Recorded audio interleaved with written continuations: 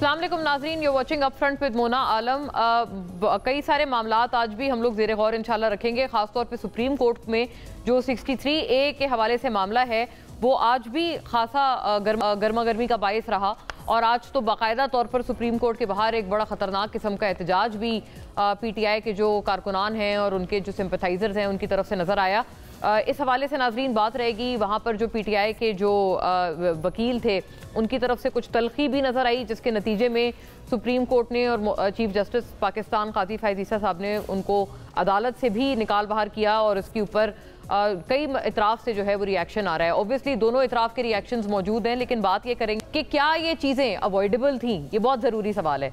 इसके ऊपर बात करेंगे। दोनों इतराफ़ से एक कैंडिड बात होने की जो है वो इसमें ज़रूरत है।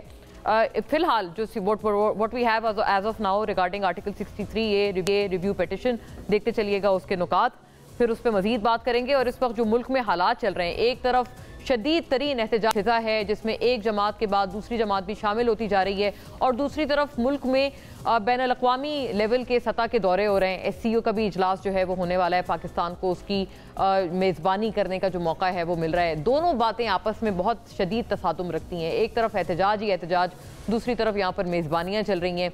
ये क्या मामला है नाजरीन? क्या ये दोनों चीज़ें खुश असलूबी से चल सकती हैं? आइडियली स्पीकिंग तो यही होना चाहिए, लेकिन ऐसा हो क्यों नहीं रहा, ये भी सवाल उठाएंगे। आर्टिकल 63A नजरसानी केस नाजरीन सुप्रीम कोर्ट में चीफ जस्टिस पाकिस्तान काजी फैज़ ईसा की सरबराही में 5 रुकनी लार्जर बेंच ने 63A की तशरीह से मुतालिक जो है वो केस की समाअत की है और यही जो मामला है हम पिछले 2 रोज़ से भी अपने प्रोग्राम में तफसील से कवर कर रहे हैं।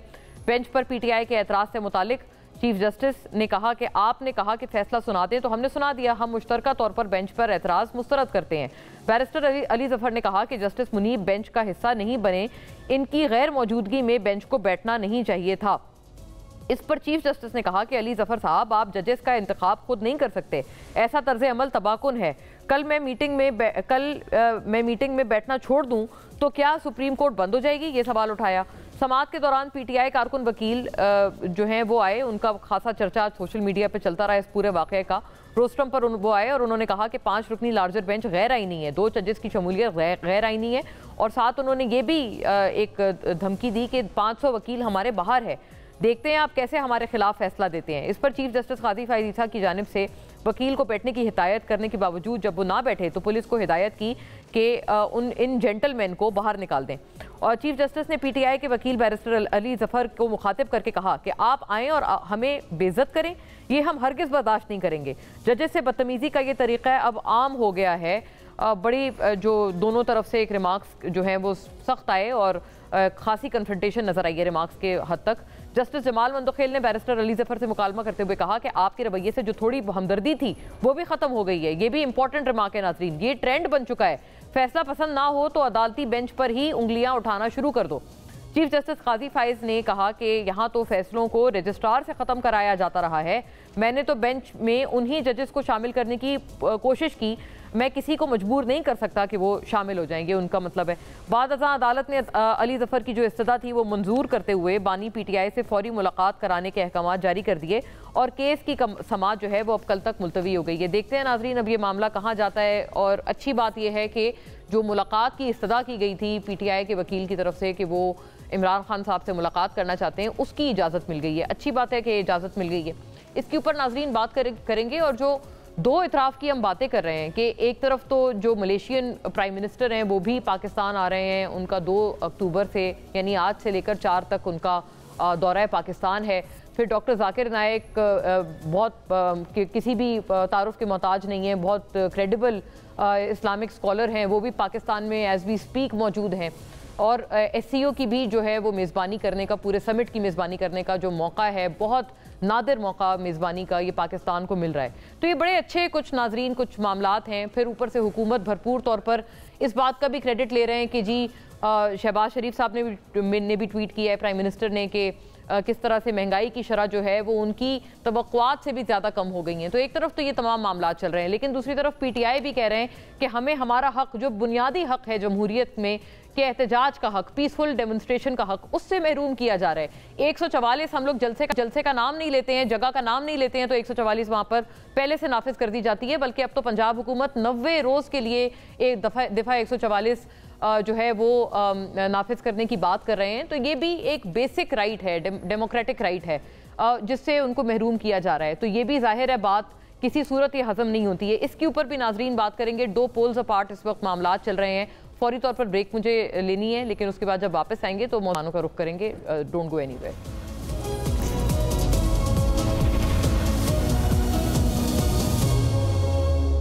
वेलकम बैक नाजरीन।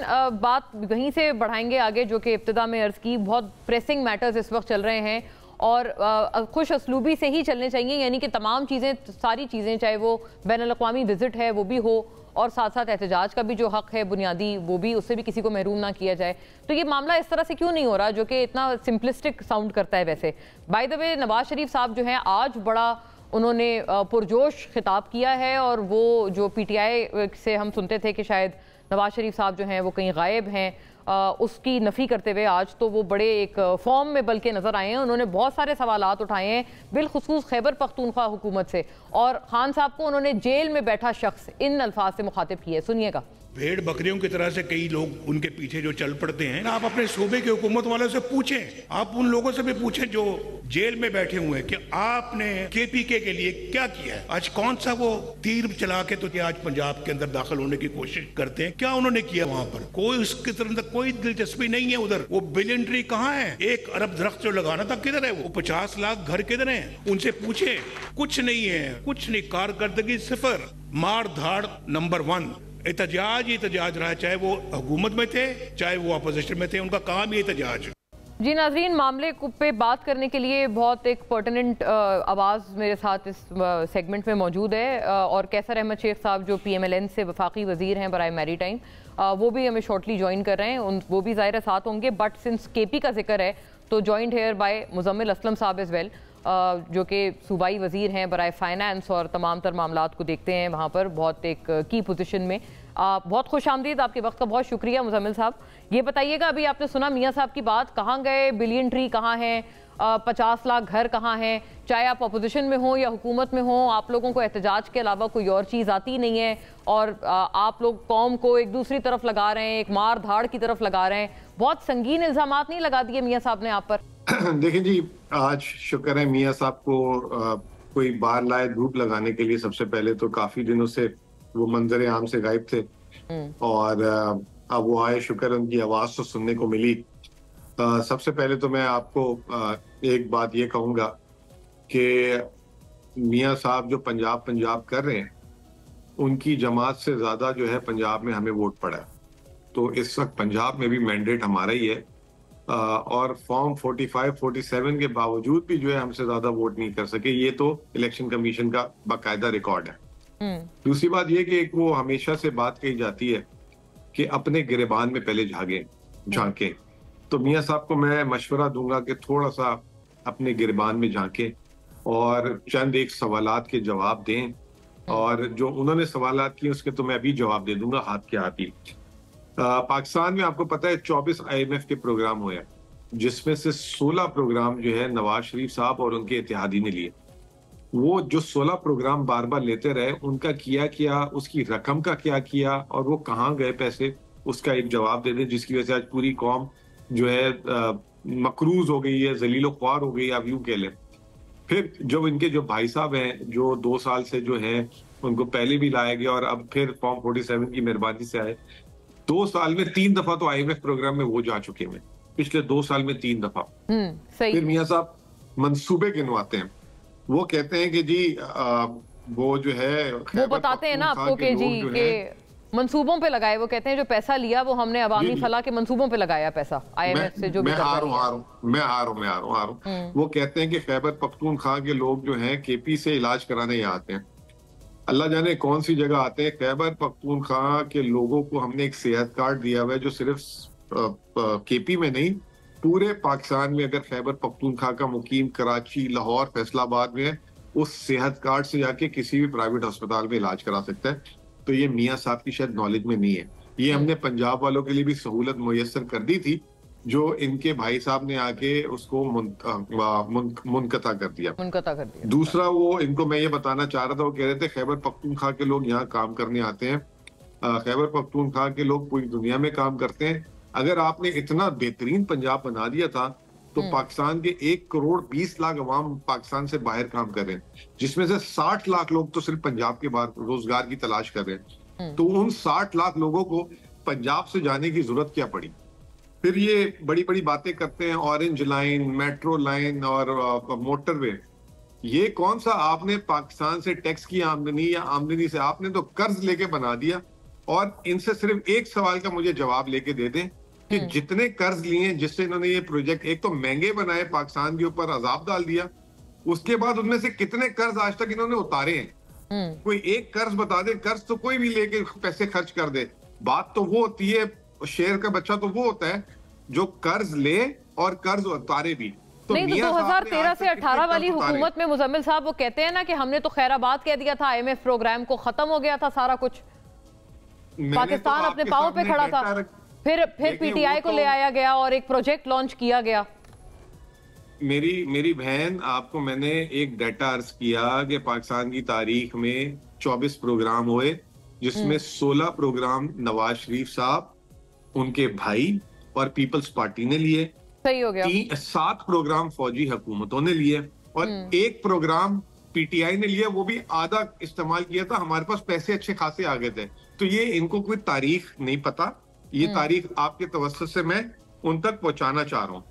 दूसरी बात, मुझे ये बता दें कि मियां साहब ने कहा कि कहाँ गए बिलियन ट्री। कोई मियां साहब से हमने स्टेप लेनी है? जाए UNO, जाए वर्ल्ड बैंक, पूरी दुनिया के दिए कि पाकिस्तान में क्लाइमेट में जो इमरान खान ने काम किया है वो किसी और ने किया ही नहीं है। फिर वो कहते हैं 50 लाख घर।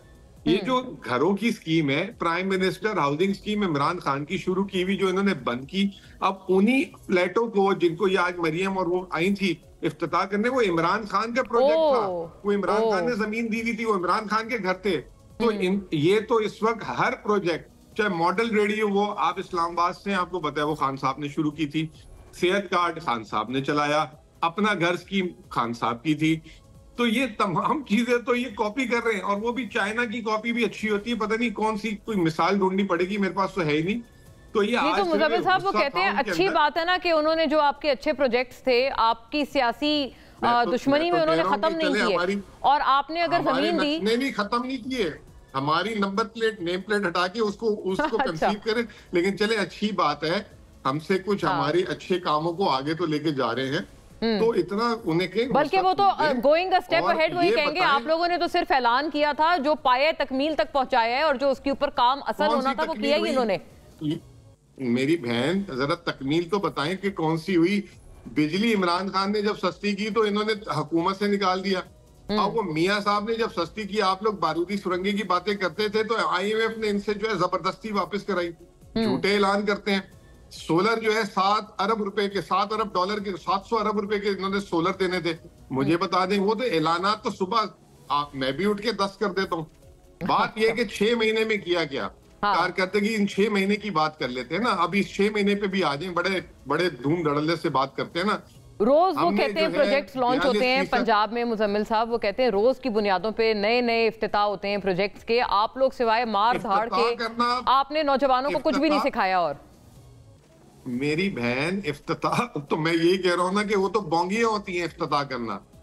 बना के देना कोई चीज आवाम को दे, और अगर इतना अच्छा हो गया है तो इतना खौफ क्यों है? फिर मैं इनकी जगह होता और अगर ये होती है खान साहब होते तो हम कहते सुबह वापस इलेक्शन कराओ, आ जाओ मैदान में वापस। ये तो डर के अंदर खौफ ज्यादा होए में है। वो कभी दूध की स्कीम आ जाती है तो फिर उसका पता ही नहीं लगता कि वो दूध मतलब बच्चों को मिला है नहीं मिला। अजीब अजीब स्कीमें। वो अभी पिछले दिनों आप लोग वो हॉस्पिटल ऑन द व्हील चल रहा था कोई। जी जी जी। अच्छा, वो फिर एयर एम्बुलेंस के जिक्र हो रहा था। एयर एम्बुलेंस ज्यादा तो अपनी टिकटॉक शोज के लिए इस्तेमाल हो रही है। मुझे ये बता दें, अभी तक का डाटा दे दें कि उस एयर एम्बुलेंस में पंजाब की आबादी है 12 करोड़, उसमें कितने लोग अभी तक ट्रांसपोर्ट हैं? मैं तो 1 दर्जन भी नहीं हुए होंगे। तो ये सिर्फ दिखाने वाली बातें हैं। इश्तिहारात में पैसे देते हैं, आप लोग भी फिर मजबूर हैं, फिर आप लोगों को उनको कवरेज देनी होती है। हम तो इश्तिहारात में भी नहीं पैसे खर्च करते, हमारा तो रूल ही नहीं है। हम कहते हैं अपने काम से काम रखेंगे। और दूसरी बात ये कि अगर हमारी खैबर पख्तूनख्वा में इतनी खराब कारकर्दगी होती तो तारीख में किसी को दूसरा चांस खैबर पख्तूनख्वा में नहीं मिला, हमें तीसरा चांस मिला। पहली दफा हम जीते थे तो 52% वोट मिले थे, वो मतलब सीटें। दूसरी दफा जीते थे 2/3, इस दफा 3/4 मेजोरिटी से मिला है। और पंजाब में भी हमारी सीटें थी। तो ये मियां साहब को कहें, आपको तो केपी में जो है लोगों ने जो है ना 1 सीट दी है और आप बातें ऐसे ही करते हैं केपी की आवाम आपको सुनना नहीं चाहती। मियां साहब तो केपी में इलेक्शन हार गए, तो उनको तो गुस्सा नहीं आएगा तो और क्या आएगा। फिर आज उन्होंने केपी की आवाम को भेड़ बकरी है बोल दिया। कैसे बोल दिया? ये बोलने का ये मतलब, ये इस पे आप लोगों ने तो एक अल्फाज नहीं उठाया। अगर ये हमारे मुंह से निकल जाता तो आप लोग हमारा जीना नहीं। उन्होंने केपी के अवाम को तो नहीं बोला ना, उन्होंने कहा भेड़ बकरियों की तरह पीछे चलने वाले लोग इनके पीछे आ जाते हैं। हाँ, तो केपी के लोग तो नहीं ना स्टेटमेंट नहीं। केपी क्या मतलब, वो बेसिकली सारे वोटर्स को कह रहे हैं ना भेड़ बकरी, उसमें प्रोविंशियलिज्म नहीं है। को बोला ये बात आप लोग हम कर देते तो आप देखते कि पूरी रात इस पे वबीला होता कि ये देखो जी इन्होंने भेड़ बकरियां बोल दिया, क्योंकि आवाम को भेड़ बकरियां बोल दिया। हाँ। दबा के जो है हमारी बात को आप लोग पकड़ लेते हैं। हाँ। और एक ढोल बाजा बोल दिया तो आप लोगों ने उसको पता नहीं उसकी तशरीयां क्या से क्या निकाल दी। वेलकम कर लूं मैं कैसर शेख साहब भी, कैसर अहमद शेख साहब भी हमें ज्वाइन करते हैं। नाजरीन, बहुत सारे दलाइल थे जो कि अभी मुजम्मिल साहब ने दिए हैं और जाहिर है उनके साथ बात जारी है। कैसर साहब भी अब शामिल गुफ्तगू हो गए हैं। Qaiser Ahmed Sheikh PMNA from the PMLN और वफाकी वजीर बराए maritime affairs. Very warm welcome आपको कैसर साहब। बहुत सारे संगीन सर इल्ज़ामात उन्होंने मुजम्मिल असलम साहब ने लगाए हैं। आप लोग आई एम श्योर कई सारी मीटिंग्स में भी इकट्ठे होते होंगे, आपकी मुलाकात रहती होगी। लेकिन उन्होंने कहा है जितनी चीज़ें इस वक्त पंजाब में चल रही हैं, मंसूबे वज़ीर आला मरियम नवाज़ के, वो सब दिखावा है, वो सब आय वॉश है कि किसी चीज़ का पता नहीं। ये जो घर बनाए हैं इन्होंने, वो घर की भी ज़मीन खान साहब ने दी। सारे कहते हैं वो जो उनके जैसे कहते हैं ना उनके लगाए हुए प्रोजेक्ट्स पे आप उनका नाम हटा कर और अपनी जो है वो नेम प्लेट आप वहाँ पर दर्ज कर रहे हैं। फिर उन्होंने मईशत, चूँकि मईशत पे आपकी बहुत गहरी पकड़ है, उन्होंने कहा 24 में से जो 16 प्रोग्राम्स हैं और तो सबसे ज़्यादा जो IMF प्रोग्राम्स हैं वो सब्सक्राइब ही PMLN ने किए हैं। तो कर्जा लेके और कर्जा फिर आप उसके ऊपर आप बताएं कि पैसा कहाँ है, वो आपने कर्ज लगाया कहाँ, इसका भी कोई हिसाब किताब नहीं है। अभी भी शहबाज साहब ने जो 2 साल PDM दौर रहा है उसमें भी कहते हैं 2 मरतबा IMF के साथ, बल्कि गालिबन 3 मरतबा, यस 3 मरतबा, सिर्फ 2 साल में 3 मरतबा शहबाज साहब IMF के पास जा चुके हैं। तो ये एक्नॉलेजमेंट या ये कोई कारकर्दगी तो ना हुई, ये सारे उनके एलिगेशंस हैं। अब मेरे से जी आपसे अर्ज है मैंने सुना तो नहीं है मुजम्मिल असलम को अभी इतनी शानदार कारकर्दगी के बाद भी अगर उनके ये पॉइंट है। देखिए मैं आपको बताऊं, वो तो इकोनॉमिस्ट हैं उस समय और वो रिफ्यूट भी नहीं करेंगे। देखिए रिजर्व हमारा इकोनॉमिस्ट भी हैं और वज़ीर खजाना भी हैं केपी के। मैं उनका बड़ा उनके सुनते रहता हूँ प्रोग्राम। हाँ। तो बात लॉजिकली मैं भी करूँ या वो भी करें, लॉजिकली बात करें ना, अच्छा मज़ा भी आएगा। हाँ, बिल्कुल। लेकिन बात ये है कि रिजर्व जो हैं, मुझे ये बता दें कि कितने अरसे के बाद इतने रिजर्व हुए हैं हमारे पाकिस्तान में, नंबर 1। नंबर 2, करेंसी 1 साल से स्टेबल है। कितना अरसा करेंसी इनके दौर में स्टेबल रही है? 1 साल हो गया पूरा करेंसी। यानी जो मैं क्रेडिट जो कोई झुटला ही नहीं सकता ना जिन बातों को। ये महंगाई जो है वो 6.9 हो गई है और 4 साल की गालिबन कम तरीन। और उसके बाद जो इंटरेस्ट रेट है, ये जो काइबोर माइनस ऑफर कर रहे हैं सारे बैंक जो है, प्राइवेट पार्टियों को भी काइबोर से माइनस कर रहे हैं। काइबोर प्लस होता 1.5, क्योंकि वो सिंगल डिजिट है और फिर जो मॉनेटरी पॉलिसी है उसमें इतनी कामयाबी हुई कि और कम हो रहा है। तो तभी इंडस्ट्री लगेगी ना। ये आसान सी बात है। अगर किसी के पास पैसा ही नहीं होगा, इतना ऊंचे रेट पे लेंगे। हाँ। फिर स्टॉक एक्सचेंज जो है वो हिस्ट्रिकल हाईएस्ट हो गया जी, रैली वहाँ पे हो रही है। हाँ। और पूरे साल में दुनिया की बेहतरीन स्टॉक एक्सचेंज है। और उसके बाद आप ये देख रहे हैं कि हमारी IT की एक्सपोर्ट बढ़ रही है। हमारी रिमिटेंस जो है वो हाईएस्ट हो गई है हर इस महीने की। आप और हमारा रेवेन्यू जो है पिछले इसी महीने से 24% बढ़ा है। एक महीने यानी साल में 24-25% रेवेन्यू। अब क्या चाहिए क्या चाहिए भाई आपको?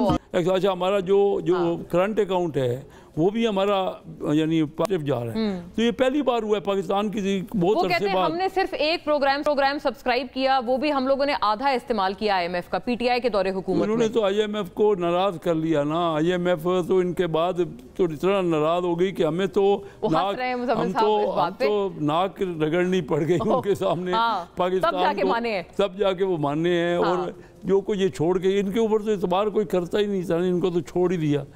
ना सदर अमेरिका के सदर जो बाइडन, अच्छा जो बाइडन भी उन्होंने इतना अर्सा कुछ 4-6 महीने तो फोन तक इनको, आप अंदाजा कीजिए ये किस किस्म की सियासत ये करते रहे। नहीं लेकिन सर वो एक जवाब ये देते हैं कि जो उन्होंने, आप कहते हैं ना कि IMF का मुआहदा वायलेट किया, उन्होंने कहा हमारे पास फाइनेंशियल कुशन था, हमें पता था ना हम कर सकते हैं, सब्सिडी अपने पल्ले से दे रहे थे, जो बिगाड़ ये लोग आप इनको ही रहने देते, ये खुद ही झेलते भुगतते अगर इन्होंने नाराज कर भी दिया का जो सतिया, ये मेरी तकरीर है, इनकी अप्रैल में हुकूमत गई जी, 2 मई को मैंने एक 20-25 मिनट की असम्बली में तकरीर की कि पाकिस्तान, ये कहते थे उस वक्त इलेक्शन कराओ, जलसे कराओ, जुलूस कराओ, मैं कह रहा पाकिस्तान जो है, मेरे अल्फाज हैं कि वेंटिलेटर पे तो पाकिस्तान को छोड़ गए हैं।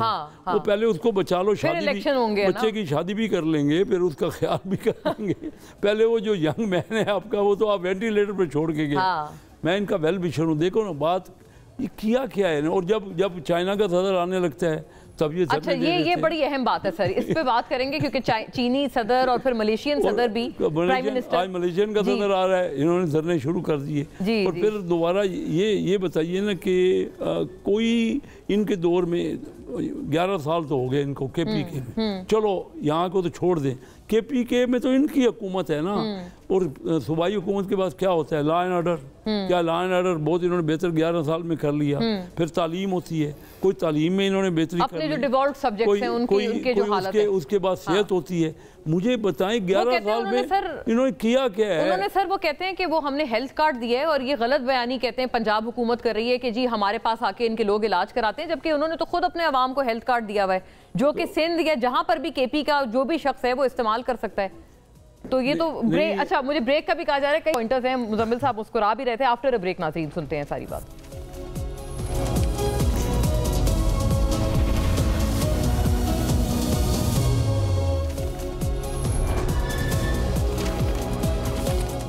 वेरी वार्म वेलकम नाजरीन, खुश आमदीद दोबारा से। मुजम्मिल साहब आपकी तरफ बहुत पेचीदा सवालात और संगीन सवालात उठाए हैं।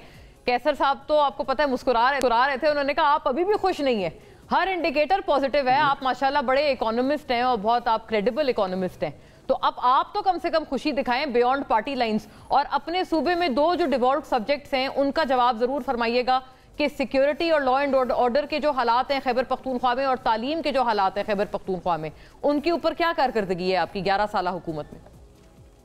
अच्छा जी, सबसे पहले तो कैसर साहब बड़े अच्छे मतलब शख्स हैं, मुझे नून लीग के चंद रहनुमाओं में बड़े बेहतरीन शख्स लगते हैं, लेकिन मैं सिर्फ ये समझता हूँ कि कैसर साहब जो है ना, अभी भी जो है ना वो मियाँ साहब की तरह 1990 से बाहर नहीं निकल रहे।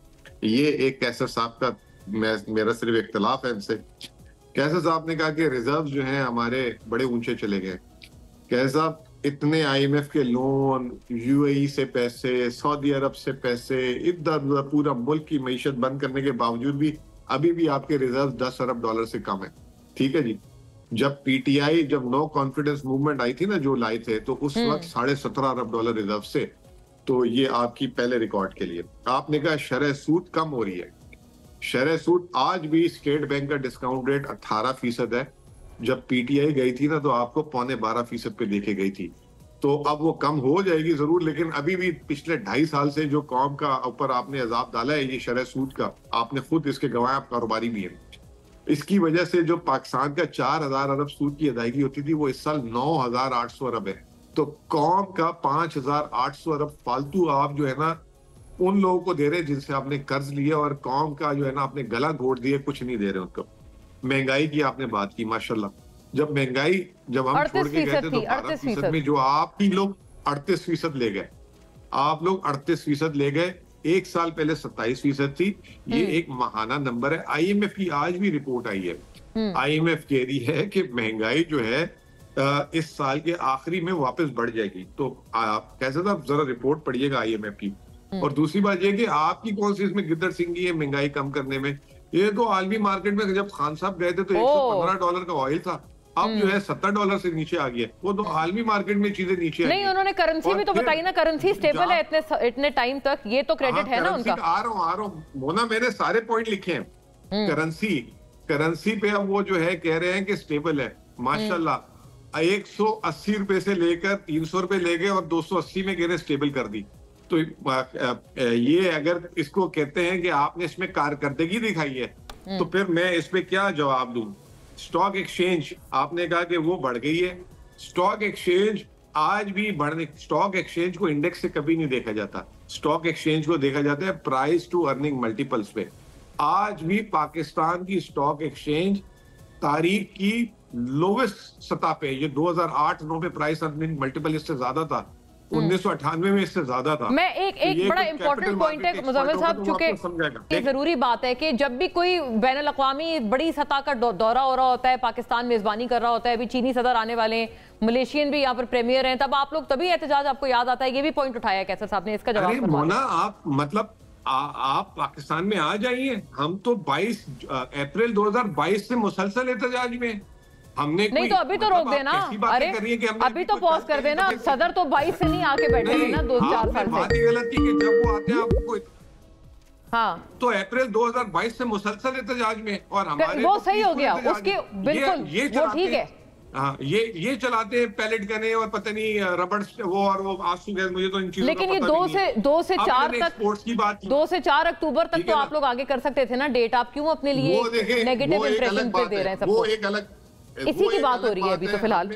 हमने 22 अगस्त को भी जलसा कहीं किसी के कहने पे हमने उसमें ख्याल रखा, वो एक कंसिडरेशन हो सकती है, लेकिन आप ये कैसे कह सकते हैं कि हमें अभी एहतजाज याद आया? ये तो गलत बयानी है, ये तो अवाम को गुमराह करने वाली बात है। हम तो मुसलसल एहतजाज में, तो ये 2 दिन ताखीर हो जानी चाहिए, फिर 2 दिन को आगे कर देना चाहिए। वो है, लेकिन मेरा तो काम है आपको क्लियर करना कि हम कोई आज पहला एहतजाज ऐलान नहीं कर रहे। 2022 के मुकाबले में रेमिटेंसेस एक्सपोर्ट्स आज भी कम है, कैसर साहब जाके चेक करवा लें। इन्होंने कहा जो बाइडन तो हमारा तो जो बाइडन से इख्तलाफ था ना, ये तो है ही डोनाल्ड लू के लोग, तो इनका तो मसला ही नहीं है। आपने बात की एजुकेशन की और सेहत की, केपी के बजट का 35% जो है एजुकेशन और सेहत में जाता है, पंजाब का इससे कम है, आप चेक करा लें। और अभी एहसन इकबाल ने आज से 2 हफ्ते पहले एक रिपोर्ट शाया की थी, उस रिपोर्ट के हिसाब से केपी एजुकेशन में नंबर 1 पे आया है।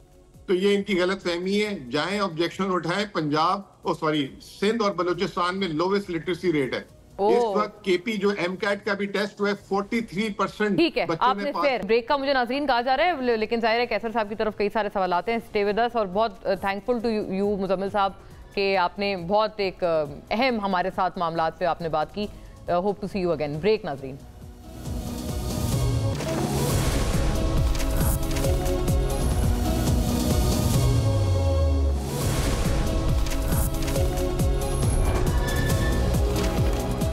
वेलकम बैक नाजरीन। इस तरफ ब्रेक के हमारे साथ डॉक्टर फरीद पराचा साहब भी मौजूद हैं, जमात इस्लामी से स्टॉलवर्ट हैं अपनी जमात के। वेरी वार्म वेलकम आपको पराचा साहब। और फिरदौस शमीम नकवी साहब भी पाकिस्तान तहरीक इंसाफ से हमारे साथ मौजूद हैं। मतलब बड़े सेलिब्रेटेड और इस वक्त इन मौजूदा हालात में अपनी पार्टी की बहुत अहम और बेबाक आवाज़, आपको भी बहुत खुश आमदीद। कैसर साहब, आपकी तरफ कई सारे एतराज़ात ब्रेक से कबल मुजम्मिल साहब ने उठाए और उन्होंने 2-3 बड़ी अहम बातें उन्होंने कहा। आलमी मंडी में अगर कोई चीज़ कम हो रही है या वहाँ पर अगर कीमतें कम है तो तब तो अगर आपने यहाँ पर उसकी ट्रांसलेशन कर दी, पेट्रोल की कीमतें कम कर ली, तो वो कोई बड़ी बात नहीं है। मतलब आपको उसको इतना बड़ा उसका क्रेडिट नहीं क्लेम करना चाहिए। खान साहब के दौर में वो कहते हैं तब महंगाई हम लोगों ने कम रखी थी जब बैनुल अक़वामी सतह पर बाकायदा कोविड फैला हुआ था, तो ये उनका क्रेडिट है। दरअसल तो वहाँ बनता है क्रेडिट। अच्छा देखिए, मुजम्मिल क्योंकि समझता है, बातों को समझता है और उसको ऐसी बात करनी नहीं चाहिए। लेकिन जो एक इकानमी है ना, वो चाहे कोई भी गलत करे या सही करे, सामने आ जाती है ना। फिगर्स हैं, फिगर्स में सामने हर चीज़ आ जाएगी। अब ये मैं आपको बताऊं कि महंगाई जो है एक इतनी 42 मंथ में 44 मंथ में लोएस्ट हो गई, तो उसका भी क्रेडिट अगर हमें वो नहीं दे रहे। उसके बाद वो कहते हैं जो 38% थी वो की ही दरअसल आपके टाइम पे थी ना, आप ही लोगों के दौर में हुई, फिर आपने अपने ही दौर से कम कर ली। ये जो हमने क्या कम कर दी, ये छोड़ के गए इकानमी। मैं आपको बताऊं, ये जब 2022 में गए ना अप्रैल में, तो जून की आप फिगर ले लें, 80 अरब डॉलर की इंपोर्ट थी और 30 अरब डॉलर की एक्सपोर्ट थी। इनकी बात कर रहा हूँ, 50 अरब डॉलर का गैप था इंपोर्ट एक्सपोर्ट का। तो क्या हालत बननी थी, किसी कभी ये सोचा? यानी 2.5 गुना था हमारी इंपोर्ट एक्सपोर्ट से। अभी वो एक्सपोर्ट तो हमारी नहीं ज़्यादा बढ़ी। फिरदौस साहब कह रहे हैं गलत फिगर्स हैं, कौन सी फिगर गलत है? कौन सी गलत है फिरदौस साहब? इसमें कौन सी इंपोर्ट की गलत है, एक्सपोर्ट की? तिजारती खसारे की फिगर बता रहे हैं ना वो। मैं तो आपको एग्जैक्ट फिगर दे रहा हूँ 2022 के जून की। 2022 जून का वो तो इंपोर्ट स्पेसिफाई गलत करके बता है, रहे हैं। एक्सपोर्ट गलत है, या जो गैप है वो गलत है? कौन सी फिगर गलत है? मार्च तक की आप ले सकते हैं, फर्स्ट क्वार्टर की, और अगर आपको लेना है तो हाफ ईयर का ले लीजिए टू रिफ्लेक्ट पीटीआई। अच्छा, मंथ ऑन मंथ की कहते हैं फिगर ना लें आप, या तो मैं तो पूरे साल की फिगर, पूरे साल की बता रहे हैं मैं ना तो वो। जून 22 में जो क्लोज हुआ है, जो जून 22 में क्लोज हुआ है, उसकी आज से 2 साल एग्जैक्ट पहले जो क्लोज हुआ है 80 अरब डॉलर की पूरे साल में इंपोर्ट हुई थी और 30 अरब डॉलर की एक्सपोर्ट हुई थी, और 50 अरब डॉलर का इंपोर्ट और एक्सपोर्ट में गैप था। इनमें आप बता दें कौन सी फिगर मैंने गलत बताई? ये बड़ी अहम बात है आपकी जी। मैं अभी आपको चेक करके एग्जैक्ट फिगर दे रहा हूँ, आप जी नहीं करें, लेकिन मुझे इस बात का भी सवाल जवाब दे दें, जब कीमत ऑयल की बढ़ती है तो आप पूरी ट्रांसफर कर देते हैं पब्लिक के ऊपर। आपने जो है वो क्यों नहीं ट्रांसफर की जो सेविंग हुई थी, चाहे वो 15 दिन के लिए होती? कहते हैं अगर आपने अब जो कीमत में कमी है आप मुकम्मल तौर पर तो पब्लिक को वो भी ट्रांसफर नहीं कर रहे हैं ना, उसका फायदा जब बढ़ती है तो आप पूरी पब्लिक पे आप दे देते हैं। पहले तो मेरी गलत फिगर को मेरे ख्याल में उन्होंने अभी उन्होंने वो नहीं किया उनकी तरफ से। हाँ, वो कह रहे हैं वो उन्होंने टाइम मांगा है। जी, टाइम है आपके पास, चेक कर लीजिए प्रोग्राम का जब तक दौरान टाइम है। अभी उन्होंने हमने कम करके हमारी एक्सपोर्ट नहीं बढ़ी 2024 2 साल बाद। जून में पूरे साल की फिर फिगर दे रहा हूँ, जून में एक्सपोर्ट तो नहीं बढ़ी, लेकिन इंपोर्ट को हमने कम करके जो गैप था ना 50 अरब डॉलर का, वो 27 अरब डॉलर हो गया है, ताकि हमारी करेंसी जो जिस तरह डेप्रिशिएट हो रही थी, और हमने ये कोशिश की है कि जो इंपोर्ट सब्स्टिट्यूशन की जाए ना, यानी कम से कम इंपोर्ट जो ज़रूरी इंपोर्ट है वो की जाए, वो ज़रूरत थी इतना बड़ा। अच्छा, फिर एक और बात मैं आपको बताऊँ कि 3 अरब डॉलर ये जो 150 अमीर लोगों को, ये मेरे दोस्त हैं नकवी साहब, और बिल्कुल सही बात करेंगे, वो जो बात करेंगे ना वो बिल्कुल सही होगी। मैं उन पर बिलीव करता हूँ, वो जो बात कहेंगे ना मेरी गलत हो सकती है, वो गलत बात नहीं करते, वो स्टेटमेंट ठीक होता है उनका। मैं ये कह रहा हूँ कि 3 अरब डॉलर उन्होंने निकाल लिए सर, वो उनकी तरफ से जो फिगर्स है ना वो। जी, क्या आपकी क्या तरफ से स्टैट्स है सर? अगर आप गूगल पे imports of Pakistan year 2022-23 in dollars है, तो उसमें in terms of US dollars import during the period July February 2022-23 मैं 22-23 की बात नहीं की, वो 2022 की बात कर रहे हैं। मैं 21-22 की बात कर रहा हूँ। फर्क आपने साल का कर दिया, मैं बात कर रहा हूँ 21-22 क्लोजिंग जून 22। हाँ, क्लोजिंग जून 22 उन्होंने बड़ा स्पेसिफाई करके बताया। फरीद पराचा साहब सर, आप अच्छा, फिर मेरी बात साल का पहले फिरदौस भाई आप बात कीजिएगा, कोई बात। मैं और बात ये करना चाह रहा हूँ, 3 अरब डॉलर जो टर्फ में उठाया गया है, हमारा ये प्रॉब्लम शुरू हुई एक्सचेंज का तब हुआ है कि 3 अरब डॉलर 150 अमीर लोगों को 0% पे टर्फ में दिया गया इनके वक्त में, जिसकी वजह से उसके बाद हम कभी संभल ही नहीं सके। मैं ये बड़ा जरूरी सवाल है, इसका ये भी आप जवाब फरमाइएगा फिरदौस साहब। मैं लेकिन पहले डॉक्टर फरीद पराचा, अब आप लोग क्यों कह रहे हैं कि आप लोग दोबारा एहतजाज की कॉल दे रहे हैं? पीटीआई के साथ भी अब आप लोग एहतजाज करेंगे, क्योंकि आपके तो शायद ग्रीवेंसेस दूर कर दिए थे ना, जो आईपीपीज और बिजली के बिलों के हवाले से थे वफाकी हुकूमत ने, जब आपने इस्लामाबाद में धरना दिया था। बिस्मिल्लाहिर्रहमानिर्रहीम। मुना, बहुत शुक्रिया आपका। एक तो ये बात जो अभी दोनों हमारे दोस्त कर रहे थे कि आपने महंगाई की, वो इनको कह रहे थे आपने महंगाई की, तो हम दोनों की तस्दीक करते हैं कि आप भी सही कह रहे हैं उनके बारे में, और वो आपके बारे में कह रहे हैं वो भी ठीक है। सही हो ये गया। सारे सच बोल रहे हैं। मुश्किल तो हमें है, आम आदमी को मुश्किल है। उन हस्बे तौफीक हर एक ने किया, लेकिन इस वक्त चूंकि जो बरसरे इक़्तिदार हैं, हमारा सारा रुख उनकी तरफ है। माजी वालों का जब वो बढ़ा रहे थे कीमतें, हमने उस वक्त भी उनकी भी मुखालफत की थी। आज हमने जो 14 दिन धरना दिया, तो हमने एक पुरअमन धरना दिया। हबस का मौसम था, गर्मी का मौसम था, शिद्दत का मौसम था, और ये मिसाल कायम की कि भाई पुरअमन रास्ता भी होता है। ये मिसाल भी कायम की कि मुज़ाकरात भी होते हैं। ये मिसाल भी कायम की कि जी भाई मुज़ाकरात तहरीरी भी होते हैं। अब ये सारा कुछ करने के बाद अगर हुक्मरानों को यही ख्याल होगा हमने चक्कर दे दिया है और हमने बस ये था कि हमने धरना उठा दिया, तो इससे ज्यादा खोखली और बेबुनियाद सोच कोई नहीं है। इसलिए कि जो आम आदमी भुगत रहा है, जिसको महंगे बिल आ रहे हैं, जिसकी जिंदगी आपने अजीरन सर पिन पॉइंट कीजिएगा पराचा साहब, पिन पॉइंट कीजिएगा कि कहां पर आपसे वादा खिलाफी हुई हुक्मरानों की तरफ से या PMLN की तरफ से? देखे ना, बात तो यह है कि वादा पूरा कौन सा किया है। क्या आम आदमी का, आप खुद ही अपने आप को आम आदमी समझ ले मुन्ना, तो क्या आपके घर का बिजली का बिल कम आ गया है? जी आप कैसर साहब से भी मैं पूछ लेता हूँ, मेरे दोस्त हैं, क्या इनके घर का बिल कम आ गया है? मुमकिन है आ गया वो किसी खास वजह से, लेकिन बिल तो वही आ रहे हैं, वही शिद्दतें हैं।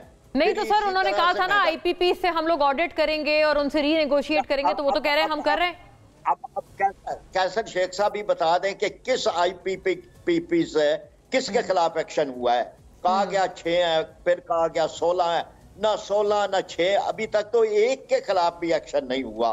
जो 1994 में जिनके साथ मुआहदे हुए थे, और शेख साहब तो कारोबारी आदमी हैं, क्या वो मशीनरी अब काम कर रही है? क्या वो पावर प्लांट दे सकते हैं कैपेसिटी के मुताबिक?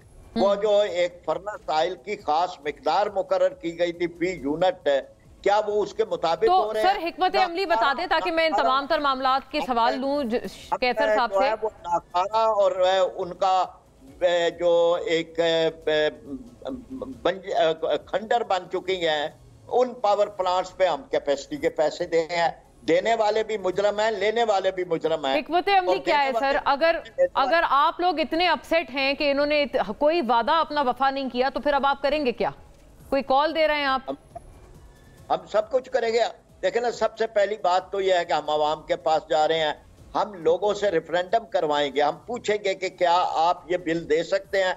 हम फिर उसके बाद ये कि धरने भी दे सकते हैं, लॉन्ग मार्च कर सकते हैं। फिर जब पब्लिक झूम के उठती है, हुक्मरानों से टाली नहीं जा सकती।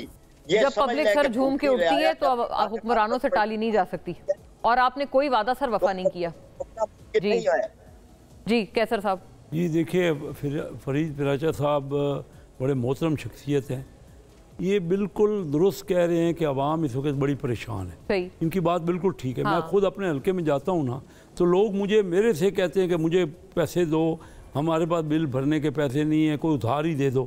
लाख हजारों लोग मुझे ये कहते हैं। मैं अपने हकीकत पर मबनी आपने बात की है। में कोई सही दुरुस्त कह रहे हैं। और इनका डिमांड भी ठीक है कि वो IPP में जो कुछ हुआ है ना जी, कैपेसिटी से ज़्यादा IPP लग गई और उसकी कैपेसिटी के चार्जेस बढ़ रहे हैं। तो आवाम तो अपने तौर पे सही मुतालबात हैं आवाम के, और हमसे भी तो क्या ये सर मियाँ साहब की गलत हिकमत अमली थी कि उन्होंने पावर प्लांट पे पावर प्लांट लगा दिए? देखिए प्लानिंग सबकी गलत थी, प्लानिंग गलत थी। तो तब ये देखिए ना, आज भी एक तो हमारे पास ट्रांसमिशन का तो है नहीं, इंतजाम है नहीं, इंतजाम है सही बात है। और जब 44,000 मेगावाट का होगा तो उसके बाद और डिमांड नहीं होगी, तो फिर आप तवक्को थी, प्लानिंग ये थी कि डिमांड बढ़ेगी। हमारी प्लानिंग गलत साबित हुई, मैं तो मान रहा हूँ उस बात को। डिमांड बढ़ी नहीं और कैपेसिटी चार्जेस की वजह से कास्ट बढ़ गई। अब भी हम सोच रहे हैं उनके ऊपर ऑडिट उनका करेंगे, फोरेंसिक भी ऑडिट की तजवीज़ें आ रही हैं। लेकिन इन्होंने ठीक कहा, इनसे जो हमारे वादे हैं यही के, और हम इनको ये भी मशवरा दे रहे हैं कि आ जाइए हमारे साथ बैठिए। नहीं वो तो सर कह रहे हैं हम आवाम में निकल रहे हैं, हम आपके साथ तो बैठ चुके ना। वो लोग आप लोगों ने कोई उनके साथ काम नहीं किया। मैं ये कह रहा हूँ कि हमें कोई तजवीज़, देखिए वो तो निकलते रहने, साथ साथ तो आवाम की कोई सहूलत देने के लिए कोई समझाएं भी तो सही, तो हमें कोई मशवरे भी तो दें। सर जब मुज़ाकरात हुए तो बैठे थे आपके साथ आके खुश असलूबी से, लेकिन उसमें कोई देखे ना, जो हम कर रहे हैं पूरी कोशिश, ये आके हमारे साथ कोई मशवरे करें ना। हाँ। देखो असेंबली क्या होती है, नेशनल बताएं जी फिरदौस साहब। हर पार्टी के लोग होते हैं ना। आपकी पार्टी तो सबसे पहले होती है असेंबली छोड़ के जाने वालों में। प्लानिंग थी और सिर्फ एक पार्टी, अभी भी आप कहते हैं हम इनके साथ मुज़ाकरात नहीं करेंगे। सिर्फ एक पार्टी की प्लानिंग नहीं थी, प्लानिंग में शामिल थी 2-3 पार्टियों की हुकूमतें रहीं। हाँ। और हम मुस्तकिल, उस वक्त बिजली थी नहीं। हाँ। हम सोच रहे थे कि पाकिस्तान में काफी डिमांड बढ़ेगी। हाँ, ऐसा नहीं हुआ। और उसके अलावा ये सोलर नया निकल आया। सोलर सिस्टम उस वक्त इतना नहीं था जब हमारी उस वक्त जी दुरुस्त बात है। तो ये चेंज हो गई, टेक्नोलॉजी चेंज हो गई। कैसे मामला कैसे ठीक होंगे? आप तो सबसे पहले पार्लियामेंट कहते हैं हम नहीं इसका हिस्सा बन रहे। शेख साहब की बहुत सारी बातें मुझे ये एज ए इंसान, मेरे हमसाए भी हैं मैं इनकी बड़ी इज्जत करता हूँ, सब चीज़ें अपनी जगह, और सच बोलने वाले भी हैं जब इनको कन्फ्रंट किया जाता है फैक्ट्स के साथ। मैं कुछ इन्हें फैक्ट्स दे देता हूँ। कैसर साहब, 2018 में आपकी गवर्नमेंट की एक्सपोर्ट्स इंपोर्ट 60.08 बिलियन डॉलर थी। पीटीआई ने 2018 से 19 के फाइनेंशियल ईयर में इसको घटा के 50.33 कर दिया, और 2019 और 20 को घटा के 45.84 कर दिया। ये दोनों कोविड के सालों की वजह से सप्लाई चेन टोटल दुनिया की डिस्टर्ब हुई, जिसकी वजह से जो है वो 72 बिलियन पे एक्सपोर्ट गई 21 की, जो आप बात कर रहे हैं, नॉट 84। अच्छा, 64 उन्होंने कहा 64 तक गई थी, डिप हुई थी, लेकिन 84 नहीं थी। अच्छा, राइट, मुझे वाइंड अप का कहा जा रहा है। अनफॉर्चुनेटली नाज़रीन, रनिंग आउट ऑफ टाइम। देखने का शुक्रिया and thank you to all the gentleman. अल्लाह हाफिज़।